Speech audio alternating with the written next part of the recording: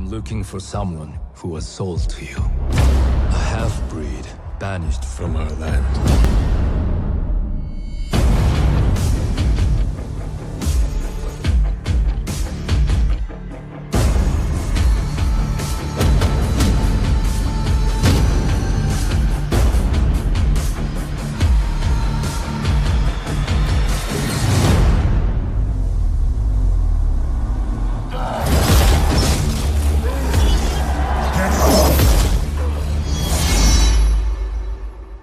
Why did you come for me?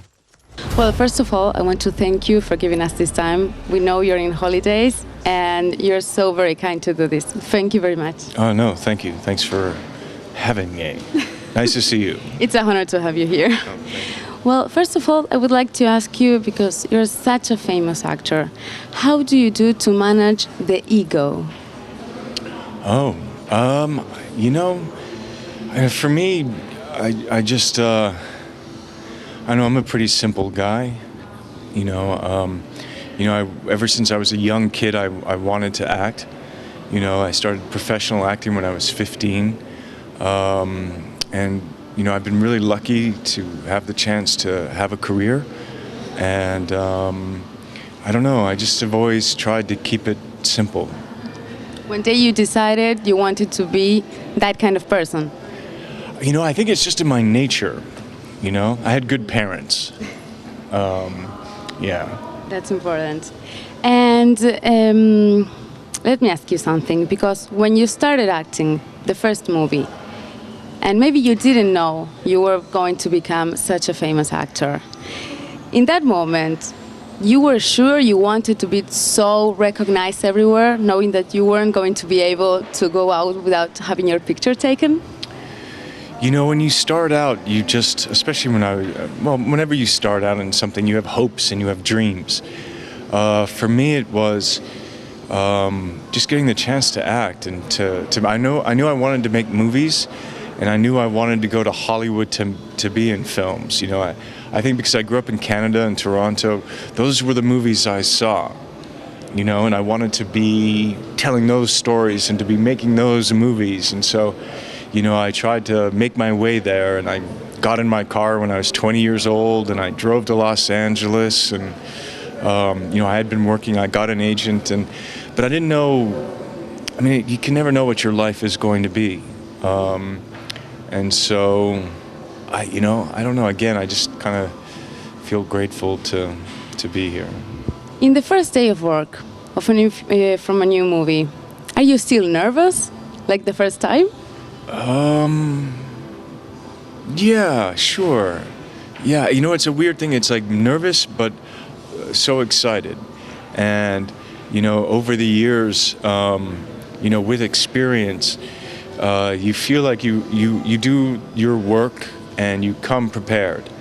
But there's always the excitement of, if we're doing a scene together and we've rehearsed, but now it's the first time that we go, and the director says action. It's exciting. You don't know what's going to happen, which is pleasurable. I like that. But I believe chemistry is very important in human relationships. Does it happen that you arrive and you don't feel the vibe with the other actor or actresses? If you don't, it's not very enjoyable. But then something can come out of that you didn't expect. Especially, if you're playing lovers, that's a, disaster. But you're a professional, so you still perform the role, and I've never had that situation. I've been really lucky to really connect with the performers that I've had the chance to work with. Do you see yourself in the future, like maybe, okay, one day I will retire, or do you see yourself maybe with 68-year-old? Playing a grandfather?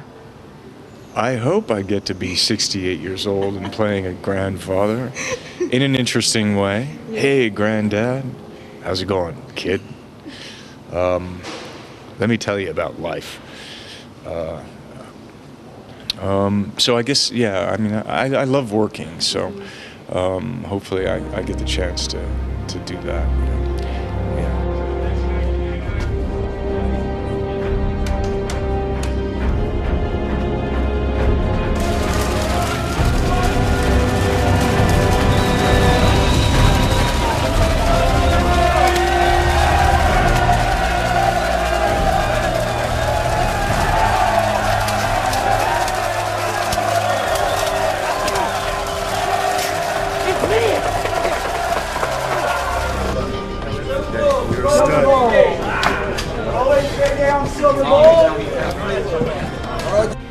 And tell me something. Who do you show your work to? Who is your best critic? The person you trust? Who do I... I have a few friends whose opinion I really respect. I mean, it's not that my other friends I don't respect, but it's, I don't know, who would I... Like, I have a friend of mine who I met on a film named Alex Winter. We did a film called Bill and Ted's Excellent Adventure, and we've been friends, since. And, if he sees a film and he's like, well, I like this and I like that, or I didn't like this, I didn't like that, I feel I usually agree with him. And for example, do you relax on a Saturday Night Live with a glass of wine and enjoying a good movie? And what movies do you like? Yeah, I actually go to the movies. Yeah. I'll be in Los Angeles, and sometimes I go to the afternoon movie alone. I like, sometimes when you're not working, you want to relax and visit friends and hang out with family. And but on those days where it's like, I love going to the cinema with friends or by myself. And but then there's also, like a great night. Like I remember I went recently to Gravity with a friend, and it was a packed movie theater, and you got the popcorn, and the screen is huge, it's 3D, it's a great night out, people are excited. I love that experience. I love going to the movies. So I know you had a band. Yeah.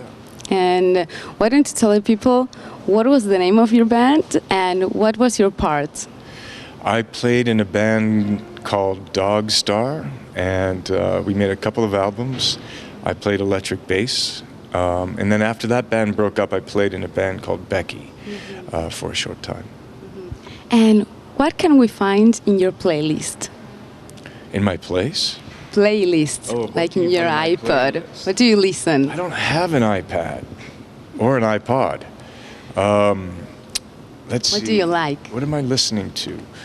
I have a wide spectrum of taste. I think everybody does. What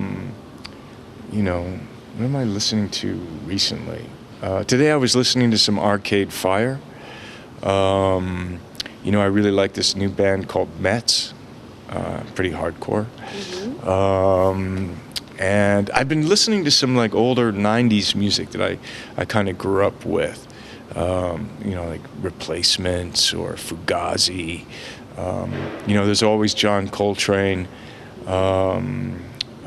LCD Sound System is great. I've been listening to them a little bit. And some compositions by Arvo Part. I don't know how to pronounce his last name, P-A-R-T. But wonderful classical music. And yeah. Okay. And for example, when you travel, do you like traveling alone, going with friends? What are your favorite destinations? I haven't been on many. I've been to some incredible places, like exotic places to me, that I went to that was very special. Was a country called Bhutan.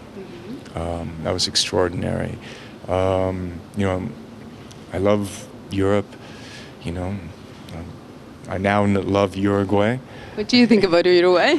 Well, I only know this part of town. I haven't been up north of the frontier or anything like that. But it's been great being here. I met some great people. And let's see, and traveling, it's great to travel with friends, and traveling alone is okay when you're on a motorcycle. I like the motorcycle. You love motorcycles. Yeah. How many motorcycles do you have? I have a couple of Nortons, and I have a custom motorcycle. Now you are directing, right? I did. I directed a kung fu movie called Man of Tai Chi. And tell me, is it easier to direct when you are an actor or not? I don't know. For me, it felt very comfortable. I felt very at home. I love actors. I love the cinema. I love finding the shot. How are we telling the story in the camera? I just felt really comfortable. I love storytelling. And I think my experience helped. And what's your upcoming project? I just finished a film called John Wick. in New York City. I played an assassin, which was, I'm hoping that it's a really good movie. It was a very interesting character, John Wick.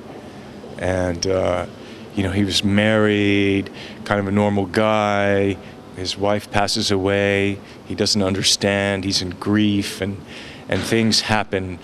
And, he ends up, we end up discovering another side of John Wick, the assassin side. Okay, so sometimes you may spend 1 or 2 years filming. And then arrives the moment to listen to the critics and listen to the audience. When a movie is fantastic, like Matrix, everything is okay. Sure. But when it doesn't, what do you feel? How do you take it? Oh my gosh, it's horrible. It's terrible. Yeah, I mean, you hope that people like the work that you're a part of and that you do. For me, it's even tougher when you have and this hasn't happened a lot, but a couple of times where you have a great, a hope. You go into making a project and you're like, okay, and then it doesn't turn out as well as you hoped, and that's a disaster. But yeah, criticism's tough. I mean, you hope that people enjoy it, Okay, well, thank you very much for giving us your time, and have a safe flight home. Thank you so much.